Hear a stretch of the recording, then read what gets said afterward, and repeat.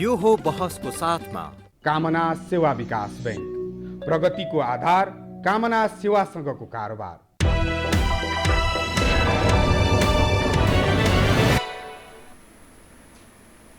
नमस्कार, यो बहसमा म यहाँहरूलाई हार्दिक स्वागत गर्दछु। जीवराम भण्डारी। आज यहाँहरू सामुन्ने उपस्थित हुनुहुन्छ गोपाल थापा। उहाँ पूर्व शिष्टाचार महापाल हुनुहुन्छ। परराष्ट्र सेवामा 25 वर्ष र राष्ट्रसङ्घमा पनि न्युयोर्कमा पनि उहाँले कार्यरत रहनुभयो। 25 वर्ष परराष्ट्र सेवामा उहाँले भूमिका निर्वाह गर्नुभयो। उहाँसँग आज म समसामयिक विषयमा केन्द्रित रहनेछु। मूलतः परराष्ट्र मामिलामा नेपाल र भारतबीच बडा अप्ठ्यारो अवस्था सिर्जना भएको छ। भलै नेपालको जुन खालको राजनीतिक व्यवस्था छ, 12 बुँदे दिल्ली सहमतिकै उपज छ। नेपाल र भारतबीचको यो अहिलेको अप्ठ्यारो अवस्था नयाँ भने होइन। पहिले पनि नेपाल र भारतबीच यस्तै प्रकृतिका अप्ठ्यारा स्थितिहरू आएका थिए, तर यो तहको अलि कम थियो। एक दोस्रो, भारत, चीन र नेपाल फेरि अर्को अप्ठ्यारो अवस्था छ। यसकारण छ नेपाल सरकार उप भारतीयहरूको आक्षेप पनि छ। कतिपय विषय त्यो म खुलेर पनि उहाँसँग विषय उठान गर्छु। चीन र भारतबीच तनावको अवस्था छ। सीमामा अलि मत्थर भयो जस्तो कुरा आउँथ्यो, तर फेरि हिजो फेरि तनाव बढेको त्यस्तो दृश्य देखा पर्यो। अनि फेरि नेपालको सन्दर्भमा अमेरिका जोडियो मिलेनियम च्यालेन्ज कर्पोरेसनको नाममा, जसका कारण सत्तारूढ दल यस सवालमा एकै भएर जाला कि नजाला, यो पार्टी एकीकृत रूपमा रहला कि नरहला, यस्तो अवस्था पनि छ। प्रमुख प्रतिपक्ष अलि किम कर्तव्य विमूढ, कमजोर, निरीह उपस्थिति देखा पर्छ। यसरी राजपाटमा ख्यालठट्टा जस्तो पनि भएको छ र बडा अप्ठ्यारो अवस्था नेपालको सृजना भएको छ। नेपाली जन प्राथमिकतामा पर्न छोडेका छन्। धेरै जसा बक्कमफुसे नाराहरू समाजमा यसरी जिम्मेवार व्यक्तिहरूबाट उठाइएको छ। जनता गौण हुन थालेका छन्। गोपाल थापासँग आज म समग्र विषयलाई उठान गर्नेछु। सर्वप्रथम म उहाँलाई स्वागत गर्छु। स्वागत छ यहाँलाई। अब म कहाँबाट प्रारम्भ गरेँ भने तपाईँको ज्ञानलाई म आम दर्शकका सामुन्ने यदि हेरेछन् भने शासकहरूको पनि अलिकति चेत पनि खुलोस् भन्ने पनि मेरो तृष्णा चाहना मेरो रहनेछ। 25 वर्ष परराष्ट्र सेवामा क्रियाशील भूमिका निर्वाह गर्नुभयो। शिष्टाचार महापालको जिम्मेवारीबाट तपाईँ निवृत्त हुनुभयो परराष्ट्र सेवाबाट।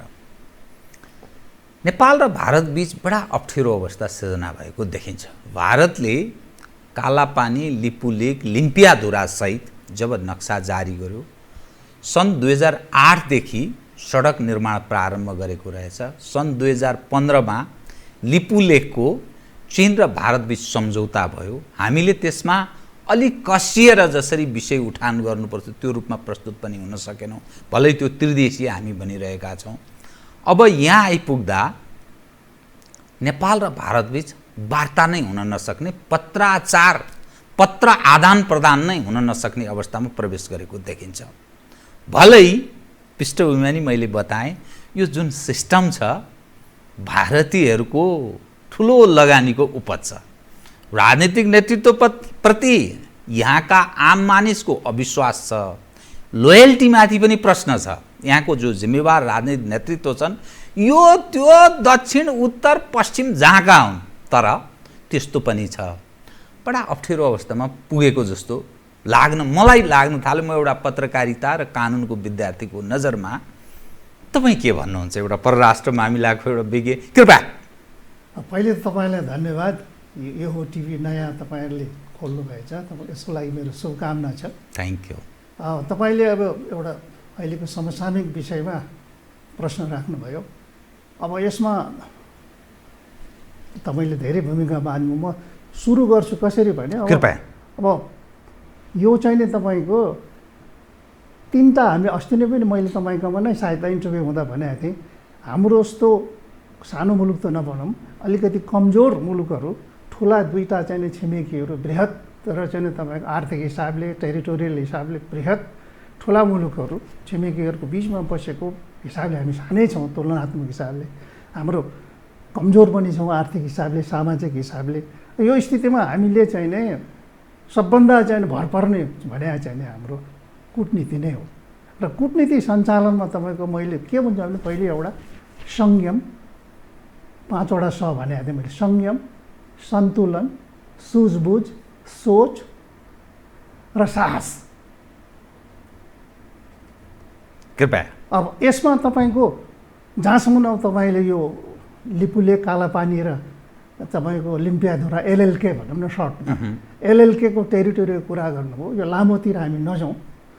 यसमा चाहिँ नि तपाईँको धेरै मान्छेले अघि तपाईँले भने जस्तै यो धेरैको भनाइ के छ भने अहिलेको सरकारले समयमा यसलाई उठान गरिने भनेको छ। अत त्यो कुरोमा म चाहिँ नि अहिले भन्नु नभए यो बहुदल आइसके पछाडि नै निरन्तर यो प्रश्नलाई चाहिँ उठाउन चाहिँ थाले हो है।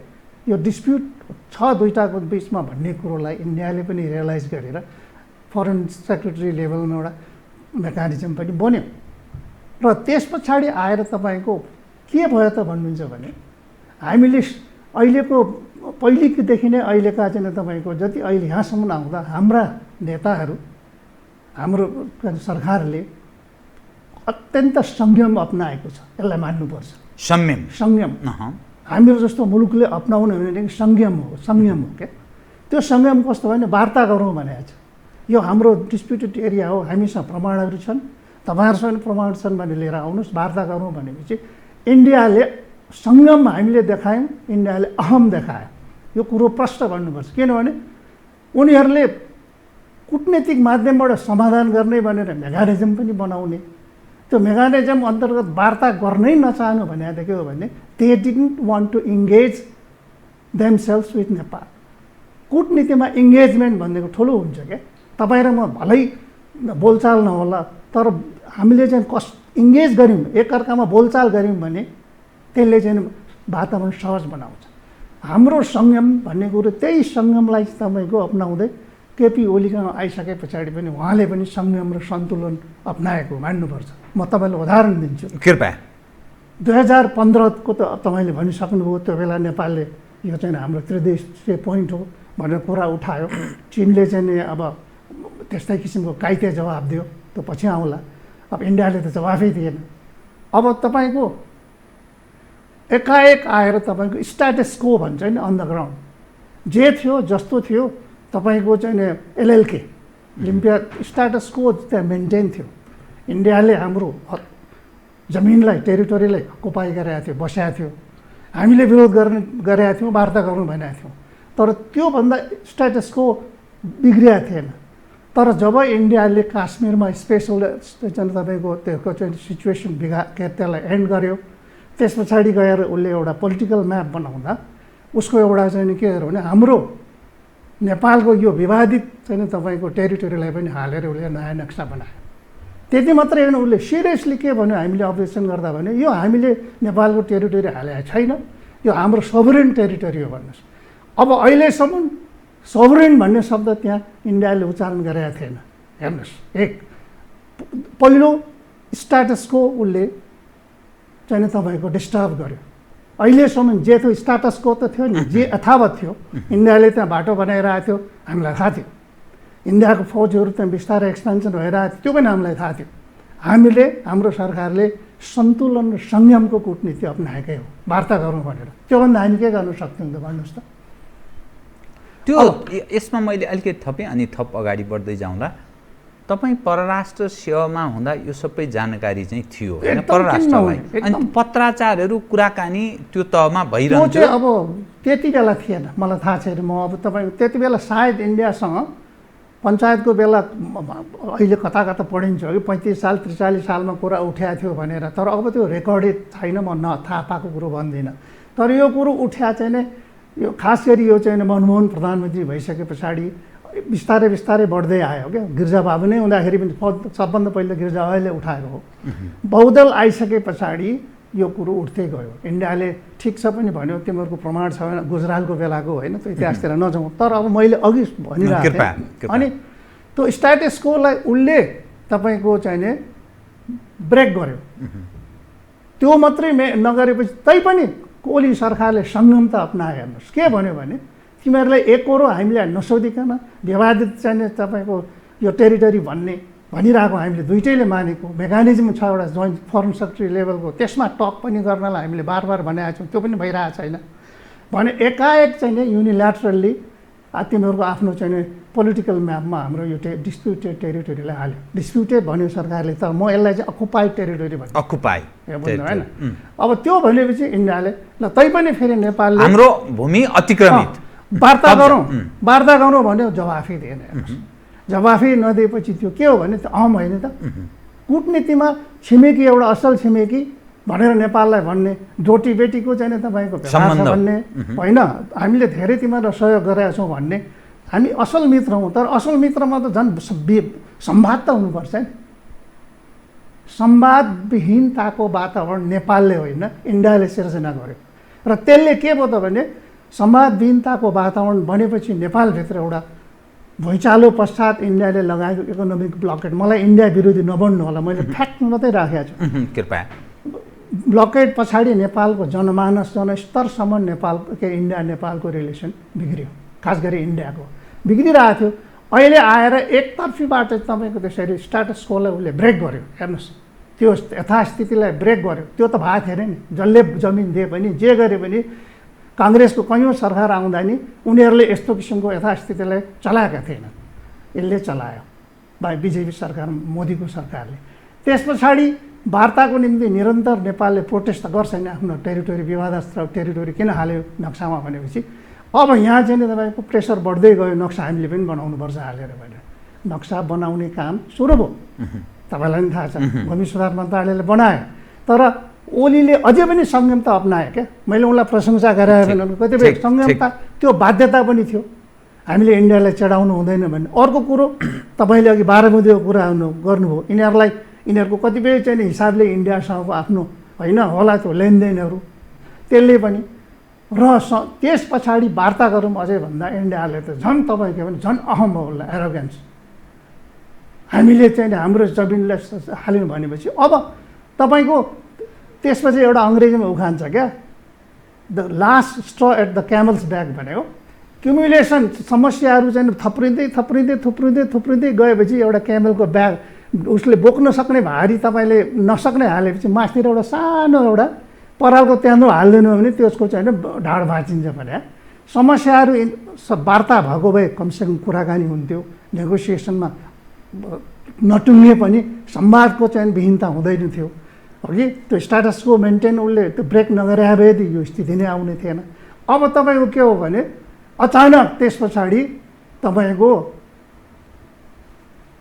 एकाएक त्यो चाहिँ बनिरहेको बाटो थियो, त्यसलाई चाहिँ यो कोभिड-19 बेला वार्ता गरौँ भन्दा कोभिड-19 पछि भन्ने, अनि उनीहरूले जुम मिटिङबाट उसले बडा उद्घाटन गर्यो। त्यसले मैले अघि भने त्यो चाहिँ भने त्यो एउटा त्यसले नेपालभित्र भन्दै गएको जुन जनमत थियो त्यो यति चाहिँ तपाईँको त्यसलाई आगोमा घिउ हाल्ने काम गर्यो र इन्डियाको कूटनीति फेल भएको भनेको यही हो। त यहाँले बडा राम्रो शब्द चयन गर्नुभयो, म फेरि दर्शकलाई त्यो सम्झाएर फेरि यहाँलाई थप विषय उठान गरेँ। हामीले संयमता अपनायौँ अर्थात् संयम भयौँ, उनीहरूले अहङ्कार दर्शाए होइन। अब सायद उनीहरूलाई लाग्यो होला मेरी सुरी मैसँग म्याउ भन्ने पर्यो होला। अब हामीले के गर्ने त, किनभने हामी संयमता अपनाइरहेका छौँ, हाम्रो जमिन कब्जामा छ, उनीहरूको सेनाको भयावह त्यहाँ उपस्थिति छ, बाटो आवत जावत विषय बन्न थालिसक्यो। अब उनीहरू त्यसमा चीनको पनि फेरि सहमति यसकारण छ कि लिपुलेक हुँदै उनीहरू आवत जावत गर्ने 2015 सन् 2015 मे 15 त्यो हस्ताक्षर भएको छ। अनि अब के गर्ने हामीले, हाम्रो संयमता उनीहरूको अहङ्कार। अब हेर्नुहोस् अब तपाईँको संयमता र त्यो संयमता चाहिँ एउटा हदसम्म हामीले संयम भयौँ होइन। त्यस पछाडि दोस्रो फेजमा के आयो त भने जब त्यो नेपालले अब यो हेऱ्यो अब चाहिँ बाटो नै बनाइसके पछाडि फेरि वार्ताको कुरा गर्दाखेरि इन्डियाले हामीले चाहिँ वार्ताको कुरो उसले नसुने पछाडि अब के भयो त भने नेपालले पहिलोचोटि साहसको कूटनीति प्रदर्शन गर्यो। आँटिलो र साहस हो भने नि त्यो चाहिँ के भने त्यो when the push comes to a shove भन्छ अङ्ग्रेजीमा क्या तपाईँले धकेलेको अलिकति हल्का धकेलिएको छ तर हुत्याएरै भुत्ताइमा पुर्याउनलाई तपाईँले डिफेन्ड गर्नुपर्छ नि त्यो बाटो बनिसकेपछि the push became a soap एउटा हामीलाई चाहिँ उसले यस्तो किसिमले चाहिँ तपाईँ स्नब गर्यो व्यवस्था गर्यो इन्डियन चाहिँ तपाईँको ब्युरोक्रेसीले खास गरी अनि त्यस पछाडि के भयो त भने साहसको कूटनीति अपनाउन अब यसमा पब्लिकको ठुलो प्रेसर एउटा उसको पार्टीभित्रैको पनि ठुलो प्रेसर नेपाली काङ्ग्रेसमा पनि शेरबहादुर एन्ड कम्पनीहरूलाई आफ्नै पार्टीभित्रको प्रेसर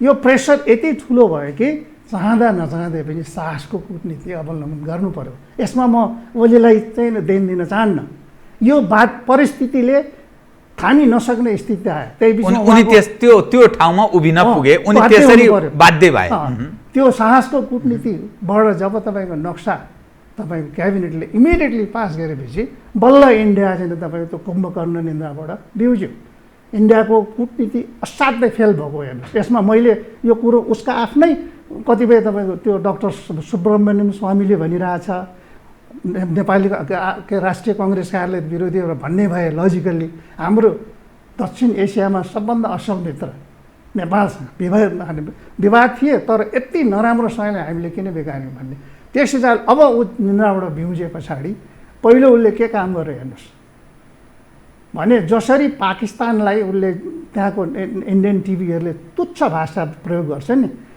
इन्डियाका चाहिँ टिभीहरू 2-4वटा बाहेकले उनीहरूले तुच्छ भाषामा ओर्लेर नेपाल चाइनाको चाहिँ स्टुज भयो पिठलग्गु हो भनेर चाहिँ दुनियाँभरका त्यो बेलिकोज ल्याङ्ग्वेज भन्छ नि तल्लो स्तरको भाषा प्रयोग गर्न थाले जो पत्रकारिताको मर्यादा आचरण कुनै त्यो मेल नखाने त्यति नीच इन्डियाका धेरै टेलिभिजनहरू पत्रकारहरू तपाईँको संसारभरि बदनाम छन् उनीहरूको चाहिँ सेन्सेसनलाइज गर्ने हो कि इमोसनल चाहिँ बनाउने गभर्मेन्टलाई र नचाहिँदो गर्ने त्यो गरे तर बिचमा हाम्रो यताबाट पनि तपाईँको संयम यहाँ पनि त्यो बेला अलिकति त पत्रकारिता उसमा आयो होइन तर सरकारले संयमता अप्नायो अब भयो त अब तपाईँको लामो कुरा नजाउँ अब त्यस पछाडि अझ पनि इन्डियालाई के थियो भने यिनीहरूले क्याबिनेटबाट पास गर्यो तर अब यो अब पुरै यसलाई संविधानमै संशोधन गरेर जुन चाहिँ पुरानो नक्साको ठाउँमा नयाँ ल्याउने छ त्योमा यति ठुलो चाहिँ तपाईँको युनिटी होला भन्ने उसलाई थिएन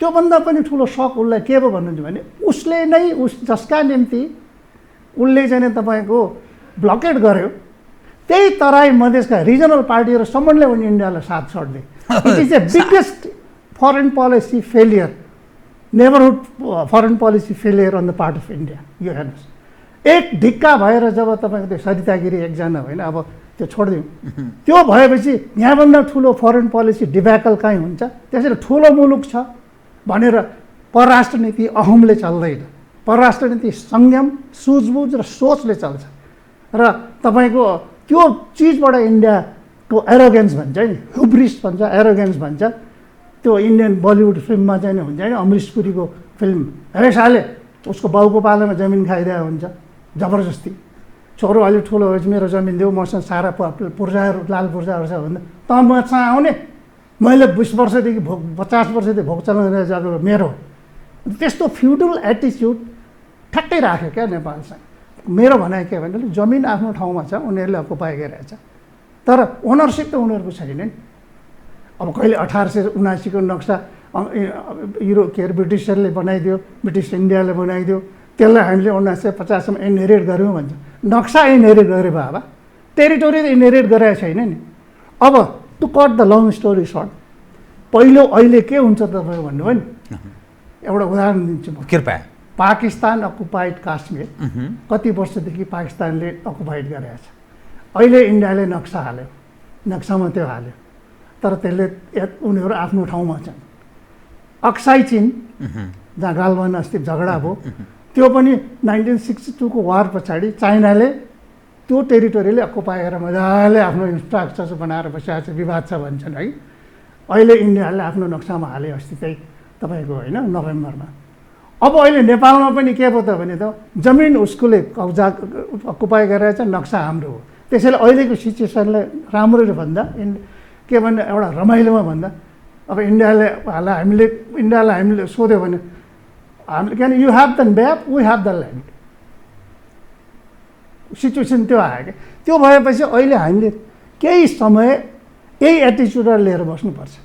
ठिकै छ नि, हामीले चाहिँ तपाईँको पार्लियामेन्टबाट चाहिँ तपाईँको एक मतले नक्सा हाम्रो बन्यो, हामीले आफ्नो जमिन हो भनेर हाल्यौँ, उसले त्यसलाई अकुपाई गरिरहेछ।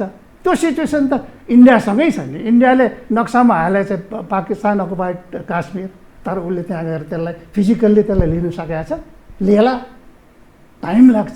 त्यस्तै अब अक्साई चिन पहिलेदेखि नै हाम्रो भन्छ, इन्डियाले विवाद थियो होइन, नक्सामा हाल्यो उसले अकुपाई गरेकै छ, लिन सकेको छ त। त्यसैले यति सजिलो यो पनि छैन। हेर्नुहोस्, कतिपय मानिस यो धेरै कुरिरहनु हुँदैन, संवाद संवाद संवाद जो हामी भन्छौँ, यदि त्यो काम सम्पन्न हुन सकेन भने अरू पनि हामी प्रयोग गर्न सक्छौँ भन्ने दृष्टिकोण विभिन्न, जस्तै अन्तर्राष्ट्रियकरणको कुरा गर्छन्, आइसिसीमा जान सक्ने कुरा गर्छन्, आवश्यक पर्दा सीमामा हामी आक्रमण गर्ने विषयको पनि मानिस कुरा गर्छन्। मतलब एज अ सरकार हो हाम्रो छ, अर्थात् दुई देशको बीच विवाद छ भन्ने प्रत्याभूत हुने गरेर, देखिने गरेर अन्तर्राष्ट्रिय कम्युनिटीलाई सन्देश प्रवाह गर्ने गरेर इभेन्ट पनि घटाउनुपर्छ भन्ने दृष्टिकोण पनि कतिपय मानिस राख्दा रहेछन्। एज तपाईँ चाहिँ के ठान्नुहुन्छ, यो कतिसम्म हामी कुर्न सक्छौँ? यही अवस्थामा मैले भन्न खोजेको पुस्तौँ पुस्तासम्म यस्तै रहिरहने कि अथवा कति समय कुर्ने भन्ने पनि हो। अब हेर्नुहोस्, यो के छ भन्नुहुन्छ भने यो कालापानी चाहिँ नि इस्यु इन्डियाको चाहिँ मानसरोवर जाने भनेर बाटो बनाएर देखाउने मात्रै हो। यो वास्तवमा उनीहरूको स्ट्राटेजिक इम्पोर्टेन्सको चाहिँ क्षेत्र हो। यो त्यो ब्रिटिसहरूले 1857मा सिपाही म्युटनी भएपछि अलिकति पृष्ठभूमि मैले एउटा आर्टिकल पनि लेखेको थिएँ।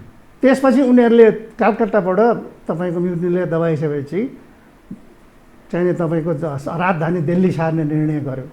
त्यति बेला चाहिँ गभर्नरबाट चाहिँ भाइसराय नियुक्ति गर्ने, पार्लियामेन्टले सिधै नियुक्ति गर्ने भनेपछि उनीहरूले इन्टायर इन्डिया ब्रिटिस इन्डिया कोलोनाइजको उनीहरू पोलिसी चेन्ज गरेपछि दिल्लीमा राजधानी उनीहरूले सिफ्ट गरे पछाडि अनि उनीहरूले के रियलाइज गर्यो भने त्यो कालापानी त हामीले चाहिँ दिइसकेका थियो होइन, तपाईँको 1800 के अरे तपाईँको 1816को सन्धिमै यो सुगौली सन्धिबाट तलको के अरे तराई मात्रै लिएर गएको थियो उसले।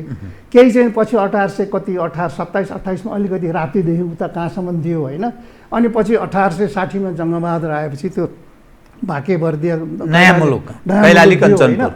र उनीहरू त्यो दिल्लीबाट यो नजिक पर्ने हुनाले उनी ब्रिटिस इन्डियाको सर्वेयरहरूले सर्वे गर्दै जाँदा उनीहरूले त्यो कालापानी यो त बडा स्ट्राटेजिक इम्पोर्टेन्ट रहेछ हाम्रो लागि तिब्बत हेर्ने भनेपछि ती मरायहरूले कार्टोग्राफिक एग्रेसन नक्सालाई खुँ सार्दै ल्याएर कालापानीको ठ्याक्क त्यो एउटा लिपु लेक भन्ने एउटा पङ्खगढ भन्ने ठाउँ छ, त्यहाँ लिपु खोला त्यहाँ ल्याएर राख्थ्यो। भलै अब त्यसमा नेपालको कुनै एग्रिमेन्ट छैन होइन, बोर्डर भने जबरजस्ती उनीहरू बसे। उनीहरूले नक्सा बनायो, नक्सा त्यही नक्सा 1879मा त्यो नक्सा भनेपछि अहिले इन्डियनहरू के भन्छन् भने अहिले जस्तो राकेश सुदले पनि लेखेको थियो, त्यो अर्को तपाईँको त्यो एस श्यामशरणले पनि लेखेको थियो के भने 1879मा हामीले चाहिँ तपाईँको यो ब्रिटिसहरूले त्यो नक्सा यहाँ ल्याएर राख्यो कालापानीमा। अब हामीले 1950को नेपालसँग सन्धिमा त्यो त्यही नक्सा अनुसार हामीले त्यो जमिन इनहेरिट गऱ्यौँ भन्छ। र मेरो भनाइ चाहिँ के हो भने जमिन होइन नक्सा इनहेरिट गऱ्यो, त्यो पनि युनिल्याटरली उसले बनाएको, हामीले त सही गरेको छैन। हाम्रो बोर्डर एग्रिमेन्ट भनेको थियो त्यही 1860को त्यो तल्लो भाग होइन, 1816को सुगौली सन्धि हो। त्यसो हुनाले हामीले टेरिटोरी तिमीहरूलाई त्यो नक्साले टेरिटोरी दिएर ठहर्दैन भन्ने हाम्रो भनाइ। खैर अब के गर्ने त भन्ने कुरामा हेर्नुहोस्, बोर्डर जस्तो पेचिलो कुरो, संवेदनशील कुरो त्यति सजिलै छिटो के अरे तपाईँको समाधान हुँदैन। अब फेरि अहिले आएर चीनसँग भारत र चीनको बढ्दो तनावले गर्दाखेरि पनि हामीले अलि छायामा परे जस्तो हो होइन, जस्तो इन्डियाले नेपाललाई चीनको उक्साउटमा त्यहाँ लागेको भन्न खोजेको के हो भने नेपाललाई अप्ठ्यारो पार्ने हिसाबले उनीहरूले त्यो नयाँ न्यू खोजिरहेछन् क्या। अब अझ हामीले सुझबुझ सन्तुलन र संयमको चाहिँ कुटनीति अप्नाउनुपर्छ मेरो विचारले। सरकारले अब बाहिर त तपाईँको अलिकति पब्लिक कन्जम्सनको निम्ति प्रेसर बिल्ड गर्नको निम्ति वार्ता गरेर यहाँ गएर प्रेसर दिनुपर्छ त्यो होइन, तर त्यो प्रेसरले पनि एउटा थाम्ने हिसाबले मात्रै, नत्र भने अब तपाईँको हामीले के मैले देखाएँ भने नेपाल इन्डियाको यो जुन अहिलेको स्ट्याटसको ब्रेक भयो, र जुन नक्सा आयो अब यो त यसलाई त कुनै पनि सरकारले नेपालको बदल्न सक्दैन अब होइन आफ्नो टेरिटोरी दिन्छु भने बदल्ने कुनै सरकार घातक कोही त्यो देखा पर्नु त्यो हदको कलङ्क कालो टिका कसैले लाउँदैन द्याट इज एब्सोल्युटली इम्पोसिबल अब तपाईँको गर्ने के त मेरो हिसाबले गर्नुहुन्छ भने इन्डियासँग हाम्रा अरू सोसल इकोनोमिक ट्रेड जति पनि रिलेसन छन् हामीले यथावत राख्ने पर्छ इन्डियालाई नै भन्नुपर्छ हेर यो त हामीले तिमीहरूसँग सिधै हामीले नक्सा चाहिँ बनाएको होइन हामीले नक्सा नोभेम्बरमा तिमीहरूले गर्दा नोभेम्बरदेखि हामीले बनाएको नक्सा पनि हामीले धेरै पर्खेर बस्यौँ तर तिमीहरूले हामीलाई एकपछि अर्को हामीलाई इग्नोर गर्दै गयो पब्लिक डेमोक्रेसीमा त सबैको राइट हुन्छ नि जनताहरू बोल्ने लेख्ने भइसक्यो फेरि नेपालमा अब अहिले गल्ती के भने नेपालको अहिलेको जनसङ्ख्या आजभन्दा 1962तिरको छैन त्यसलाई भन्छ intellectual dimension of Nepal India relation धेरै बौद्धिक मान्छेहरू आइसके सोसल मिडियाले धन्छ त्यसैले सरकारले चाहेर मात्रै सबै चिज हुँदैन त्यो यो हिसाबले तिमीहरूले नै गर्दाखेरि हामी बाध्य भयौँ त्यसो भयो भने यसलाई हामी वार्ता गर्दै जाउँ वार्तामा तिमीहरू पनि आऊ हामी पनि बसौँ एउटै वार्तामा एकै सिटिङमा त कुनै चिज पनि हुँदैन नेगोसिएसन भनेको it is give and take लेनदेन भइहाल्छ बिस्तार क्रमशः अब एउटा नेहरूले केनेडीले भनेको छ क्या नेगोसिएसन भनेको चाहिँ नि whatever I have it is mind whatever you have that is negotiable भन्छ नि त्यो भएर नेगोसिएसन हुँदैन अब इन्डियाको अहिले ठ्याक्कै त्यही छ कालापानी र लिपुलेक चाहिँ हाम्रो हो अरू बाँकी चाहिँ नि बोर्डर इस्युहरूमा चाहिँ नेगोसिएसन हुन्छ that is not the way negotiation is done फेरि किन भन्नुहुन्छ भने उसले यो एरिया डिस्प्युटेड छ र हामी वार्ता गर्न तयार छौँ भने जहिले नै भनिरहेको छ त्यो सानो लास्ट लाइन उसले छोडेको छैन अब त्यसो भयो हुनाले अब हामीले म भन्छु अहिले जतिसुकै उत्तेजनाको राजनीति गर्ने बेला छैन हामीले सुझबुझसँग चाहिँ अब तयारीमा लाग्नुपर्छ अब गर्ने के त भन्नुहुन्छ भने प्रिपेयर्डनेस हाम्रो अवेरनेस प्रिपेयर्डनेस दुईवटा हामीलाई चाहिएको छ अवेरनेस भनेको त्यो क्षेत्रमा यहाँभन्दा बढी एस्कालेसन हुन हामीले इन्डियालाई दिनु भएन होइन त्यो अब भइरहेको स्ट्याटसको जे छ अन्डरग्राउन्ड त्यसलाई चाहिँ उसले ब्रेक गर्यो त्यसको उसले फल पनि खाइसक्यो होइन अब इन्डियामा त अहिले मोदीलाई त के भने यो त अहिलेसम्मको 1950 पछाडिको स्वतन्त्र भारतमा यति ठुलो नेपालले चाहिँ साहसिक कदम लिएर नक्सै बनाइदिएको क्या पार्लियामेन्टबाट पास गरेर भनेपछि त अब उसले त्यसलाई पब्लिक डेमोक्रेटिक कन्ट्रीले पब्लिक चाहिँ तपाईँको ओपिनियनलाई डेमोक्रेटिक ओपिनियनलाई कसरी नेगेट गर्न सक्छ ओपनली त सक्दैन प्रेसर उसले डाइरेक्ट इन्डाइरेक्ट प्रेसर गर्यो इकोनोमिक ब्लकेड लाग्यो त्यो पनि सुइसाइडल हुन्छ फर्दर सुइसाइडल हुन्छ त्यसो मानेर अब के भने इन्डियाले उचित समयसम्म अहिले यसलाई यत्तिकै कुल डाउन भने कुलिङ पिरियड हो उनीहरू नाकाबन्दीको हदसम्ममा गयो भने उनीहरूका लागि ठुलो सुसाइडल गेम हुन्छ त्यो किन भन्नुहुन्छ भने त्यसले त सारा नेपाली पब्लिक चाहिँ त झन् एगेन्स्टमा जान्छ नि त त्यसले गर्दा झन् उनीहरूले भनिरहेछ चिन बिस्तारै नेपालमा चिन पस्न थाल्यो भनेपछि त्यसैले दिने हो नि चिनसँग चाहिँ तपाईँ ब्लकेड पछाडि होइन चाइनासँग यो तपाईँको यो के भन्छ यो ल्यान्ड के भन्छ तपाईँ ट्रिटी भयो नि ट्रेड एन्ड ट्रान्जिट त्यो बाध्य किन हुनु पर्यो त्यसले हो नि अब फर्दर नेपाललाई चाहिँ नि तपाईँको इन्डियाले प्रेसर गर्दै जाने हो भने नेपाली जनता झन् एलिनेट भएर नेपाल सरकार मात्रै होइन बाध्य भएर चाइनाको उपस्थिति झन् बढ्छ त्यसैले त्यो बढ्नु खराब भने होइन असल पनि होइन क्या हामीलाई दुइटै मित्रहरूसँग सन्तुलनको कूटनीति राख्नुपर्छ तर दुइटैसँग हामी सतर्क पनि हुनुपर्छ अब सवाल के रह्यो भने नि अब अझै म अलिकति अब अहिले नै वार्ता गर भनेर अब इन्डियालाई तपाईँ सिङ्गललाई हामीले प्रोभोक गरिसक्यौँ होइन प्रोभोक गरिसकेपछि त्यसलाई फर्दर प्रोभोक गर्नु हुँदैन अहिले कुलिङ पिरियड हो हामीले यो बेला अब तपाईँ सतर्क भएर हेरेर अनि प्रिपेयर्डनेस भने नि मैले अब त्यो पक्षमा तपाईँले के भन्नु छ सम्पूर्ण तयारी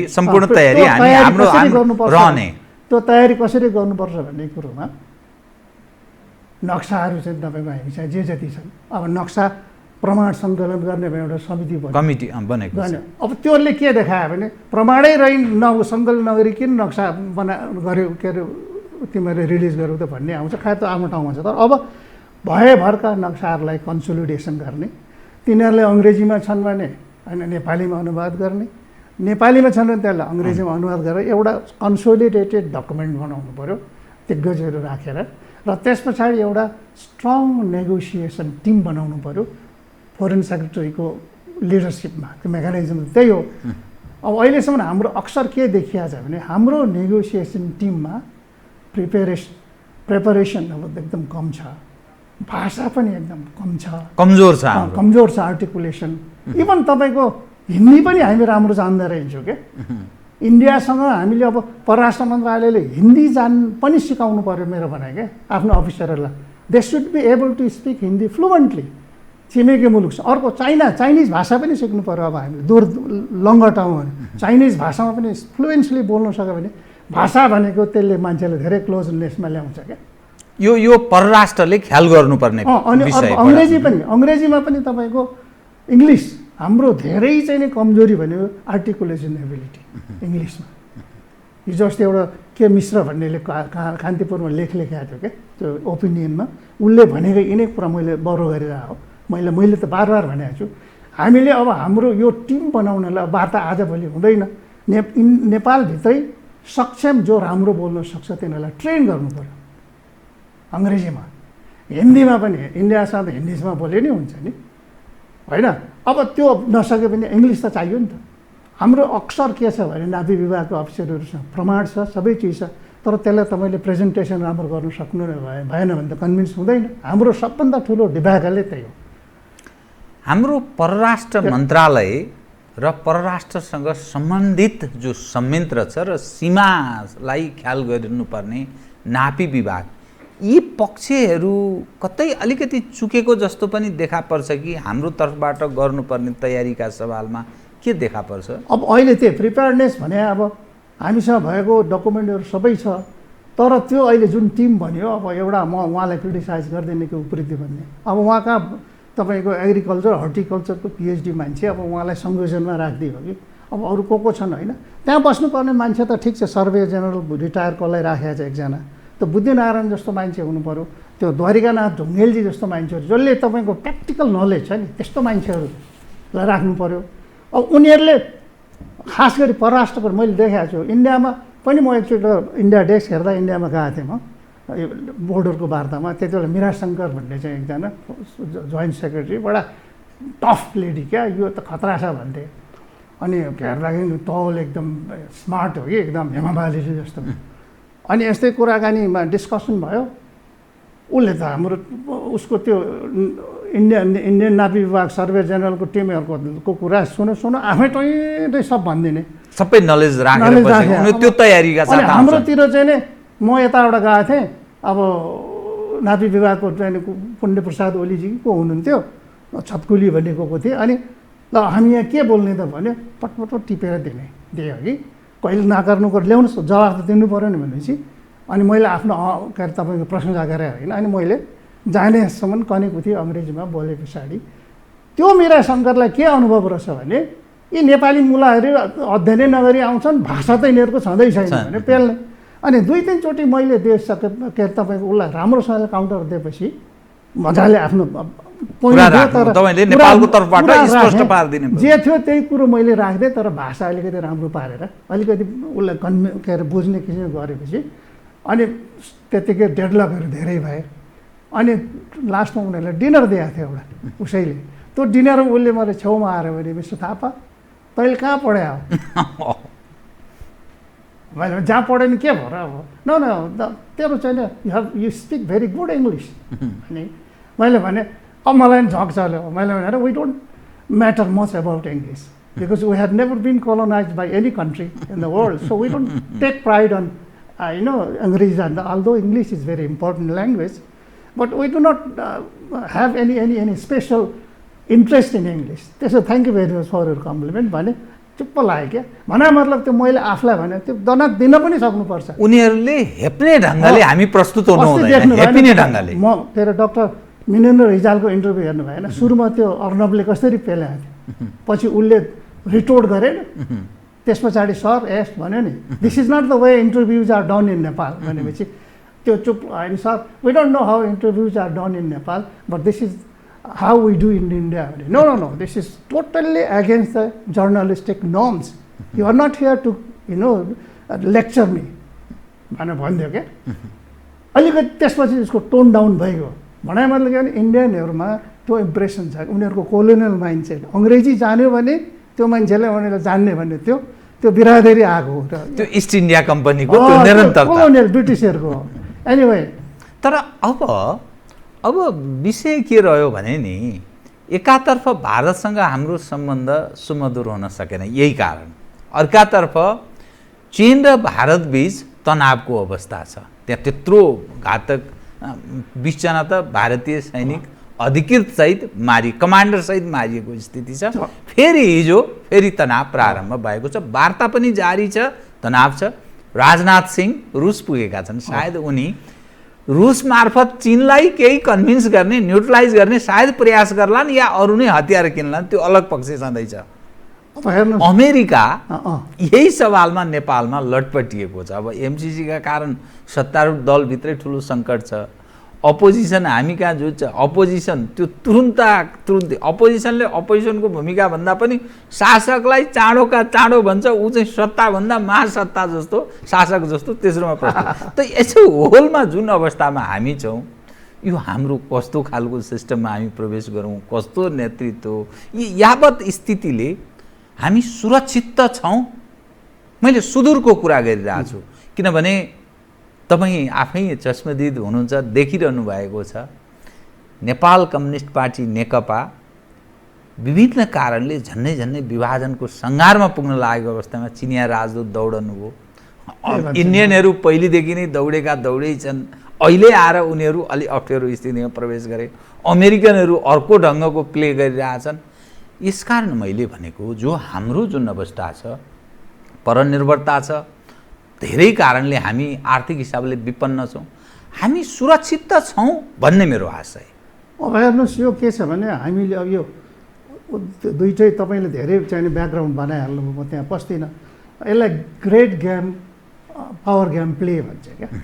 अब अहिले के छ भने हाम्रो खास गरी इन्डिया उसको रोल नेपालमा जुन एकछत्र थियो नि, ब्याकयार्ड भन्दै स्ट्राटेजिक ब्याकयार्ड, त्यसमा चाइना पस्न लाग्यो भनेर इन्डियामा खैरो मचिआएको त्यो हो कि। त्यसैले हामीले सतर्क हुनुपर्छ। अनि दोस्रो कुरो जुन हिसाबले तपाईँले चाइनिजहरूको चाहिँ तपाईँको आइरहेछ अहिले चाहिँ इन्भल्भमेन्ट नेपालमा, त्यो चाहिँ पहिलेभन्दा अब त्यो एक हिसाबले हामीले त्यहाँ पनि सतर्क हुनुपर्छ। अघि मैले अवेरनेस भने नि, हामीले अब अमेरिका भारतीयहरू चिनियाहरूको एग्रेसिभ प्रेजेन्स भन्छन्, त्यो त्यस रूपमा लवज ठिक हो कि होइन? होइन, यस्तो अब इन्डियाभन्दा चाइनाको चाहिँ प्रेसेन्स बढी भएको हो कि भन्ने जस्तो देखिन लाग्यो। किनभने एमसीसी तीनवटा प्राइम मिनिस्टरहरूले चाहिँ तपाईँको एग्रिड गरे, त्यत्रो टेक्निकल टिमहरू, एक्सपर्ट रामेश्वर खनालहरू जस्तो मान्छेहरू, होइन, इभन रामशरण महत अर्थमन्त्री हुँदाखेरि भएर केही नहेरिकन कोही अहिलेको सरकार, म माफ गर्नु होला, अहिलेको सरकारका यसमा ओलीलाई म दोष दिन चाहन्न। ओलीले सन्तुलनको कूटनीति खेल्न खोजेकै हो। हामीले इन्डियालाई चाहिँ अलिकति चिडिया छ। अहिले एमसीसी हामीले पास गऱ्यौँ, जो कि पूर्व सरकारहरूले लिएर आएको अविच्छिन्न उत्तराधिकारी भन्छ नि, त्यो हिसाबले पनि हामीले चाहिँ कुनै अब्जेक्सनेबल नभएको हुनाले यसलाई पास गर्नुपर्छ भन्ने उनको। तर कुरो के आयो त भने अब यहाँनिर अहिले आएर एमसीसीलाई यत्रो ठुलो, ल हेर्नुहोस् एमसीसी आयो भने इन्डियन्स उभाउँछ भनेको छ, दिनरात चाहिँ तपाईँको प्रोटेस्ट भइरहेछ। त्यो प्रोटेस्ट किन भइरहेछ, कसको इसारामा भइरहेछ? इन्डियाले त गरे होइन, त्यो अमेरिकनलाई त झन् गर्ने कुरै आएन। अब स्वयं सरकारको प्रधानमन्त्री आफै एमसीसी पास गराउँछु भन्नुहुन्छ, परराष्ट्र मन्त्री त्यसैको पक्षमा तपाईँको स्टेटमेन्ट दिइराख्नु भएको छ भने एक थरी विद्वानहरू अघि विद्वानै हुन् यिनीहरू, उनीहरू चाहिँ के भने तपाईँ एमसीसी घातक छ, यसका सर्टेन बुँदाहरू पासै गर्नु हुँदैन भनेको छैन। घातक बुँदाहरू छन्, यो बुँदाहरूलाई चाहिँ केलाउनुपर्छ भनेपछि अब तीनवटा प्राइम मिनिस्टरले गरेको डिसिजनलाई सुपरसिड गर्नुपर्ने एउटा कुरो आयो। अर्को चिज हामी आफै माग्ने, हामीले चाहिँ हरेक हिसाबले चाहिँ हामी यसको लागि केपेबल क्वालिफाई गर्छौँ भनेर हामी चाहिँ त्यो जाने। अब यहाँ अमेरिकालाई यो चाहिँ संशोधन गर्दै भन्दा माने भने त राम्रो होइन, मानेन भने के भने मतलब के भने अब चीनबाट चीनको प्रभाव बढ्या कुरो पक्कै हो। त्यो प्रभावलाई हामीले आफ्नो पक्षमा ल्याउन सक्ने नसक्ने आफ्नो ठाउँमा छ। त्यस कारणले इन्डिया पनि हामीसँग चाइनाको बढ्दो प्रभाव र यो नक्सा निष्कासनमा पनि चाइनाकै हात भनेर उसले भन्नु, उसको आरोप हो कि। र अर्को एमसीसीमा यति ठुलो ल हेर्नुहोस्, जनमान हरेक दिन चाहिँ तपाईँको प्रोटेस्ट भइरहेछ। कसले गरिरहेछ, किन भइरहेछ भने यसले के देखाउँछ भने तपाईँले भनेको हामी एउटा खतरनाक चाहिँ एउटा शीत युद्धको चाहिँ समयको उसमा प्रवेश गर्न लागेको जस्तो छ। हामीले हाम्रो भारत, चाइना, बेलायत, पछिको चाहिँ तपाईँको सबभन्दा पुरानो मित्र अमेरिका हो होइन। त्यस्तो अब उसले फेरि निशर्त दिएको ग्रान्टमा, यो पनि पहिलोचोटि उसले इन्फ्रास्ट्रक्चर डेभलपमेन्टमा दिएको होइन। अमेरिकाको प्रभाव कम हुन लाग्यो, चाइनिजहरूको प्रभाव बढ्न लाग्यो नेपालमा, हरेक मुलुकमा, डेभलपिङ मुलुकमा भनेर यो आएको होइन। अब त्यो भनेर आएको आउनु चाहिँ त्यही नै हो नि त। यो त 2000 यो इन्डो पेसिफिक स्ट्राटेजी नआइकन आएको हो नि त, मिलेनियम च्यालेन्ज भनेर। उनीहरूले के गर्यो भने अब अमेरिकन इन्फ्लुएन्सलाई बढाउनु पर्यो, अमेरिकाको प्रिसेन्स भएन। हामीले दिन्छौँ सफ्ट पावरमा सेमिनार भनेर, त्यो भनेर क्यापासिटी बिल्डिङ गर्ने, त्यो देखिएन, जनताहरूले देख्ने गरी अमेरिकी प्रभाव कमजोर भयो। अमेरिकाकोले के दियो त हामीले भन्दा गरिब मुलुकहरूमा, विकसित मुलुकहरूमा देखिने किसिमको कुनै पनि हाम्रो सहयोग देखिएन। हामीले गरेका छौँ, त्यसैले अब यो चाहिँ एउटा देखिने हिसाबले बाटो अथवा इन्फ्रास्ट्रक्चरमा दिने भनेपछि अब नेपाललाई नै हामीले मागेको, हामीलाई यो क्षेत्रमा देऊ भनेपछि उसले दियो। अहिले 40, 38, 39वटा मुलुकहरूमा छ। अब श्रीलङ्का चाहिँ तपाईँको फेरि यो क्वालिफाई गर्नलाई लिस्ट डेभलप कन्ट्री हुनुपर्छ। श्रीलङ्का ग्रेजुएसन गरिसकेको छ, हामी बुझ्दैनौँ। श्रीलङ्काले पार्लियामेन्टले हामीले यो हाम्रो घातक छ भनेर पार्लियामेन्टले यसलाई इन्डोर्स गरेन भने, तर India, Sri Lanka is no longer a least develop country. ऊ ग्रेजुएसन गरेपछि के छ त्यो मिलेनियम च्यालेन्ज कर्पोरेसनको भने, ग्रेजुएसन गरिसके पछाडि लिस्ट डेभलप्ड कन्ट्रीको क्याटेगोरीबाट माथि गएकोहरूलाई दिँदैन, क्वालिफाई गर्दैन। द्याट इज द त्यो हो प्रब्लम। हामी यहाँ चाहिँ श्रीलङ्काले छोडो, हामीले पनि छोड्नुपर्छ। यो हावामा लाग्यो, हामी इमोसनल भयो। यो चाहिँ के भने it has become more of Jio politics, के जियो इकोनोमिक्स होइन, यो जियो पोलिटिक्स। अब इन्डो पेसिफिक अलिकति म भन्नु, इन्डो पेसिफिकमा के छ भन्नुहुन्छ भने सेक्युरिटी, इकोनोमिक्स र गभर्नेन्स भन्ने त्यसका मेन कम्पोनेन्ट छ। अब सेक्युरिटी भने त बिआरआईसँग पनि छ, त्यो उनीहरूको कन्सर्न भयो। इकोनोमिक्स भनेको चाहिँ यही बाटो बनाउने होइन, इन्फ्रास्ट्रक्चर होइन। गभर्नेन्स भने चाहिँ उनीहरूले दिने सहयोग भने चाहिँ त्यहाँ चाहिँ तपाईँको लिबर्टी हुनुपर्छ, फ्रिडम हुनुपर्छ, रुल बेस्ड चाहिँ तपाईँको इन्टरनेसनल नर्म्स हुनुपर्छ होइन। त्यो चाहिँ त्यो भएको मुलुकहरू चाहिँ मा इन्डो पेसिफिक स्ट्राटेजी होइन हामीले लिएर आएको छौँ भने उसले के गरेर त्यहाँ एउटा बिल्ड एक्ट भन्ने छ क्या, 2018मा आएको। त्यसमा better utilization of investment bill भयो, बेटर युटिलाइजेसन अफ चाहिँ तपाईँको लिडिङ टु इन्भेस्टमेन्ट भन्छ क्या, बेटर त्यो चाहिँ बिल्ड भन्ने क्या, better utilization of investment leading to development भन्छ क्या बिल्ड भन्ने। त्योमा चाहिँ त्यसले के भन्छ भने पहिले अमेरिकाले दिने जति पनि आर्थिक सहयोगहरू छ त्यसको राशिलाई बढाएर डबल गराएको छ। र अनि उसले के भन्छ सबै चाहिँ तपाईँको अन्तर्राष्ट्रिय इकोनोमिक कोअपरेसनहरू जति छन् जुन मुलुकहरूलाई दिने डेभलपिङ मुलुकहरूलाई, त्यसलाई चाहिँ एउटै कन्सोलिडेसन गरेर यो चाहिँ तपाईँको अन्तर्गत लिएर आउने, इन्डो पेसिफिक लिएर आउने। र त्यस पछाडि त्योबाट अनि प्राइभेट सेक्टरहरूलाई पनि त्यसमा फन्ड हाल्न लाउने, अमेरिकाको गभर्मेन्टले पनि हालेर अनि बृहत एनालिसिस गरेर मुलुकको चाहिँ तपाईँ त्यही हो उसको यो खास गरी उसको अब्जेक्टिभ चाहिँ त्यो यो छ नि इन्डो चाइना सी यतातिर यो इन्डो पेसिफिक एरियातिरको लागि त्यहाँ चाइनाको बढ्दो प्रभावलाई रोक्ने हिसाबले आएको मैले बुझेअनुसार। तपाईँको बुझाइमा यसमा कतिपय बुद्धिजीवी, नेपाली समाजका बुद्धिजीवीहरूको बुझाइमा यो आइपिएस एमसिसी आइपिएस अन्तर्गत छ, पछि त्यही गाभिएको छ एमसिसीलाई, त्यसकारण आइपिएस त्यो इन्डो पेसिफिक स्ट्राटेजीमा नेपाललाई किन प्रवेश गराउने, त्यसो गर्दाखेरि चीनको रियाक्सन पनि हुने अनि यो रणक्षेत्र बन्न सक्छ। त्यसबाट मुक्त हुनका लागि केही विषय उनीहरूले करेक्सन गर्नुपर्छ, अनुदान लिने, सहयोग लिने, तर करेक्सन गराउनुपर्छ भन्ने दृष्टिकोण राख्दछन्।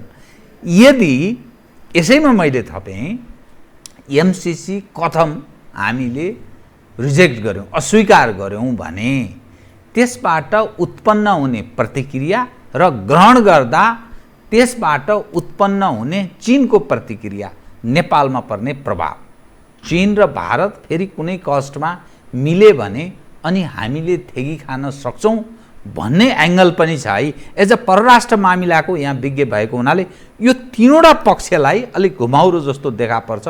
कसरी हेर्नुपर्छ हामीले? अब हेर्नुहोस्, अब यो एनसिसीकै कुरो गर्नुहुन्छ भने अब हामीले मैले अघि भने हामीले राखेका जुन बुँदागत चाहिँ केही भनौँ न चाहिँ यसको विपक्षीवालाहरूले जे शङ्का र बुँदा संशोधन हुनुपर्छ भनेका छन्, यदि त्यसलाई अमेरिकनले मान्यो भने सो मच बेटर। अब मानेन भनेदेखि तपाईँको यदि यो पनि एसम्सनको कुरो भयो, एसम्सन त अब नगरौँ, तर कुरो के भने अब नेपालले चाहिँ नि माग्या हो, अमेरिकाले आफै दिया होइन, उसले आफ्नो पैसा लिएर जान्छ, सजिलो एउटा हो कि। दोस्रो कुरो, अब विरोधीले जे मेरो पार्टीभित्रको विरोधीले जे भन्छन् मसँग बहुमतले गर्ने हो, पार्लियामेन्टबाट गराइदिन्छु भनेर गरायो भने चिन रिसाउला भन्ने तपाईँले। अब त्यो त के भने मैले चाहिँ यही हो सुजुद र साहस, हामीले यसलाई डिसिजन गरेर हेरौँ न। फेरि के भने यो त्यसमा अमेरिकन आर्मी आउने भन्ने कहीँ लेखेकै छैन। त्यो त उनीहरूले बृहत अमेरिकाको इन्टरनेसनल एड के अरे एसिस्टेन्सहरूलाई चाहिँ नि बिल्ड भन्ने एउटा एक्ट अन्तर्गत लिएर आयो। तर त्यो भने चाहिँ नि त्यो पुराना चाहिँ कम्प्याक्टहरू सबै त्यहाँ कम्प्याक्टको नाम पनि छैन, त्यो इन्डो पेसिफिक स्ट्राटेजी भन्नेमा अघि। अब यो चिज त्यहाँ कसरी आयो भन्ने कुरोमा अब जुन तपाईँको चाहिँ के सन्धिहरू छ, जस्तो अमेरिकनहरूको लिगल डकुमेन्ट धेरै ठुलो लामो छ, उनीहरूको आफ्नो पुराना परम्पराहरू छन् हो कि। कम्प्याक्ट भन्छ उनीहरूले, हामी एग्रिमेन्ट भन्छौँ होइन, हेर्नुहोस् न होइन, मिलेनियम च्यालेन्ज एकाउन्ट भन्छ, हामी चाहिँ फन्ड भन्छौँ होइन। र त्यो हिसाबले राम्रो नबुझेर पनि कन्भर्सेसन भएको होला जस्तो लाग्छ मलाई। तर काहीँ पनि त्यस्तो सोभरेन्टीलाई कम्प्रोमाइज गर्ने, नेपालले केही पनि गर्न नपाउने भन्ने त छैन बाबा। त्यहाँ त 1 महिनाको नोटिस दिएर टर्मिनेट गर्न सकिन्छ। खालि के भने चाँडो चाहिँ यो जस्तो मिलान्ची जस्तो चाहिँ नि ड्रागन नहोस् भनेर विदिन 5 इयर्समा चाहिँ यो कम्प्लिट गर्नुपर्छ, नभए हामी पैसा लान्छौँ भनेर। त्यो मिलान्ची त अब दुनो गाई भएको छ। अहिलेसम्मका मन्त्रीहरू पनि पर्सि आउने, आज आउने, भले राति चाहिँ पानी ख्यात्राकै झर्छ भनेर खाइरहेको छ। बेनिफिटको लागि चाहिँ नि हो नि। अब त्यसैले मलाई तपाईँ मेरो पर्सनल्ली भन्नुहुन्छ भने हामीले यही बेला हो चाहिँ साहसको कूटनीति प्रदर्शन गर्ने। साहसको कूटनीति प्रदर्शन गर्दाखेरि भोलि तपाईँको के हुन्छ त भने राजा महेन्द्रले तपाईँको त्यस्तो बेला इन्दिरा गान्धीको प्रचण्ड तापको बेला अघि किन कसरी कोदाले राजमार्ग खोल्यो, नेपाल त रह्यो, कहीँ गएन नेपाल। हामीले हाम्रो सोभरेन चाहिँ एउटा चाहिँ अधिकार प्रयोग गरेर क्याबिनेट 3-3वटा प्राइम मिनिस्टरले एग्रिड गरेको एउटा चाहिँ फन्डलाई हामीले एक्सेप्ट गऱ्यौँ भनेदेखि हाम्रो सोभरेन्टी कसरी जान्छ? कुनै पनि निर्णय गर्दा ऐतिहासिक र मुलुकलाई सुदूरमा लाभ हुने ढङ्गले हामीले त्यसरी निर्णय गर्नुपर्छ। राष्ट्रिय हितलाई यो पैसा चाहिँ हामीले चाहिँ यो खर्च गर्छौँ हामी भन्ने हिसाबले आँट गरेर हामीले लिन सक्यौँ भने के गर्छ चाइनाले? अब म ठिक एउटा विषय उठान गर्छु, त्यो के भने कतिपय मानिसहरू स्ट्राटेजिक हिसाबले नेपालको हितको विषयसँग जोडेँ मैले है। स्ट्राटेजिक हिसाबले यतिखेर गर्दा हामी अप्ठ्यारोमा यस कारण प्रवेश गर्छौँ, भारत यसै रिसाएको छ, एमसिसीलाई हामीले प्रवेश गरायौँ भने चिन पनि रिसाउँछ। त्यसो हुँदा बडा हामी दुईटा एकदम क्लोज छिमेकी, निकट छिमेकी, दुईटै जमिन जोडिएको छिमेकी, अनि हाम्रो साराका सारा बर्बाद हुन्छ। यस बेला चाहिँ अलिकति लम्ब्याउँदा बरु एमसिसीवालालाई केही समय अलिकति पछि धकेलिदियो भन्नु चाहिँ सान्दर्भिक हुन्छ भन्ने हिसाबले, रणनीतिक हिसाबले यो विषय पनि उठान गर्दा रहेछन्। एज अ तपाईँ परराष्ट्र होइन, त्यो ठिक भन्नुभयो तपाईँले। अब यो बेला अहिले हेर हामी नेपाललाई अप्ठ्यारो पऱ्यो गभर्मेन्टलाई होइन, आफ्नै पार्टीभित्र चाहिँ यसमा चाहिँ अर्को बग्नु पऱ्यो सरकार भने हामीले अलिकति अब केही विचार गर्नुपर्छ भनेर सरकारले अब राख्नु पऱ्यो पहिले त। र राखेर चाहिँ तपाईँ यसलाई अलिक पछाडि लाँदाखेरि अमेरिकाले मान्यो भने म त्यसलाई चाहिँ राम्रो मान्छु। त्यसले झन् अब भोलि यतातिरबाट आएका केही सबै त भन्न सकिँदैन भने केही बुँदाहरूलाई जस्तो पार्लियामेन्टबाट नलाने भन्ने अथवा पार्लियामेन्ट लाने केही बुँदाहरू चाहिँ नि सिरियस बुँदाहरू त म केही पनि देख्दिनँ कि त्यो उनीहरूको चिन्तालाई चाहिँ एड्रेस गर्न अमेरिकन सरकारले लिबरल एटिट्युड देखायो भने देखाओस् भन्ने म कामना राख्छु। त्यो राम्रो हो, तर देखाएन भनेदेखि के हुन्छ भने हामीले चाहिँ अमेरिकालाई त चिडाउँछौँ होइन। अब यो त कस्तो हो भने तपाईँको त्यो अब के भन्छ जेठी माग्छे पानी कान्छी माग्छे घाम, म एक्लो बुढो कतातिर जाम। यता चाहिँ तपाईँको एमसिसी लिउँ भने चाइना रिसाउने होइन। अब पिआरआई चाहिँ लिइसक्यौँ, अब बिआरआई लिएकोमा भएपछि अमेरिकाको रिटालिएसन नगर्ला भन्ने त हुँदैन। रिटालिएसन मैले उनले कुन हदसम्मको गर्न सक्छ भनेर अनुमान गर्न सकिन्छ। इम्प्लिकेसन्स चाहिँ नि तपाईँको पर्छ क्या। इम्प्लिकेसन के पर्छ भने चाइना, तपाईँले अघि भन्नु चाइना र इन्डियाको बढ्दो तनाव, र फेरि हामी चाइनालाई विश्वास गर्न सक्दैनौँ किनभने चाइनासँग हाम्रो रिलेसन त इमोसनल रिलेसन हो क्या। अहिलेसम्मको दूर दराजमा बसेको छ, हामी कहाँ प्र्याक्टिकल छैन, प्र्याक्टिकल थिएन, अब बल्ल हुँदैछ। हामीले रियल चाइनिजलाई देखाएका छौँ, देख्यौँ नि अहिले सामान चाहिँ तपाईँको G2Gमा चाहिँ तपाईँको किनेर लिएर आयो, उसले के भन्छ तपाईँको आर्मीले त्यही पनि ठगिदियो। यहाँ 70 रुपियाँ पर्ने मासलाई 51 रुपियाँ दियो। चाइनिजहरू भनेका अथवा व्यापारी भने जहाँ पनि नाफा खाने हुन् क्या। अब उसले संसारभरि डिमान्ड छ यो अहिले कोरोना भाइरसकोमा इक्विपमेन्टहरूको, पैसा बढाइ। त्यसो भने हामीले चाइनिजहरूलाई हाम्रा मित्रहरू, हाम्रा पोलिटिसियनहरू, हाम्रा कम्युनिस्ट पार्टीहरूले जेहरूले जति धेरै चाहिँ विश्वास गर्नुभएको छ भन्ने तपाईँको आशय छ भने, अथवा म त त्यो मैले त्यो भन्ने कुरो नै आएन। तर कुनै पनि कसैसँग पनि घात न इन्डियासँग हामीले बढी अघि इन्डियासँग ओभर इकोनोमिक रिलायन्सको फल हामीले खाइरहेछौँ अहिलेसम्म होइन भने। अब त्यस्तै ओभर रिलायन्स चाइनासँग हामीले गऱ्यौँ भनेदेखि भोलि अमेरिका पनि हाम्रोसँग चिडाउँछौँ, हामीले इन्डियालाई पनि चिडाउँछौँ। त्यसो हुनाले अब हाम्रो सन्तुलन भने के हो त भन्नुहुन्छ भने अमेरिकालाई हामीलाई गाह्रो पऱ्यो अहिले स्थितिमा हेर होइन। त्यसैले यो हेरिदेऊ भन्यो भने उसले हेरिदेऊ भने बेग्लै कुरो। तर अमेरिका अन्डर ट्रम्प त्यति सजिलो म देख्दिनँ। ट्रम्प त्यस्ता खालका अब चीनसँग चाहिँ तपाईँको जतिसुकै नजिकै गयो भने हाम्रो लागि चाहिँ तपाईँको इन्डिया भनेको तिनतिरबाट हामी इन्डियासँग घेरेका छौँ। त्यसैले हामीले कुनै पनि हालतमा इन्डियासँगको रिलेसन बिगार्नु हुँदैन।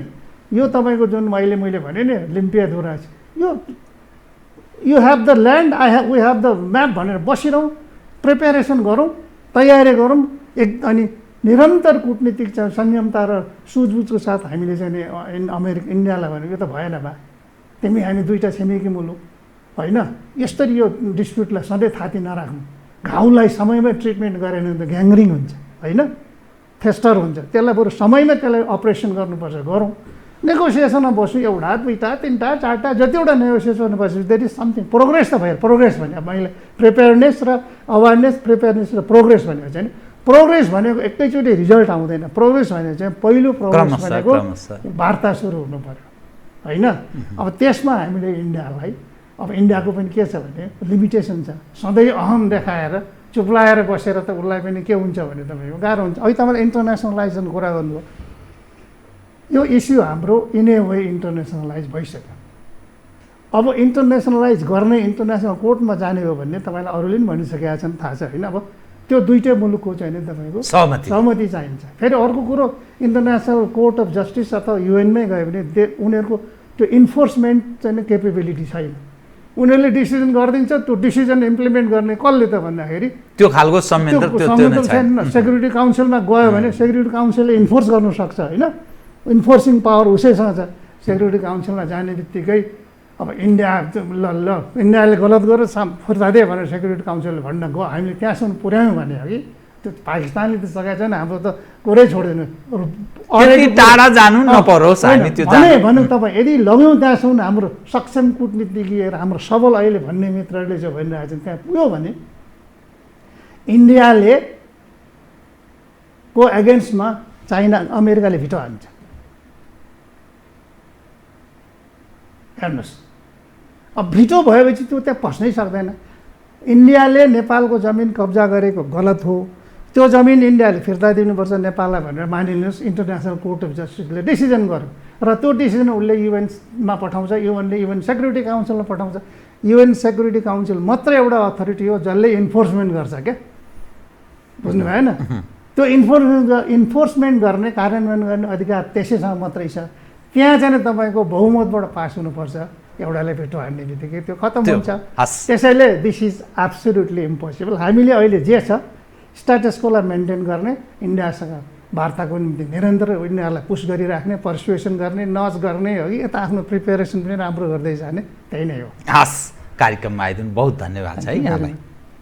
आदरणीय दर्शकबिन्दु, उहाँ हुन्थ्यो गोपाल थापा, परराष्ट्र मामिलाका जानकार, पूर्व शिष्टाचार महापाल। म लगायत मेरो सम्पूर्ण युनिटलाई कार्यक्रमबाट बिदा दिनुहोस्। तर यो हो टेलिभिजन, हेर्दै रहनुहोला। नमस्कार।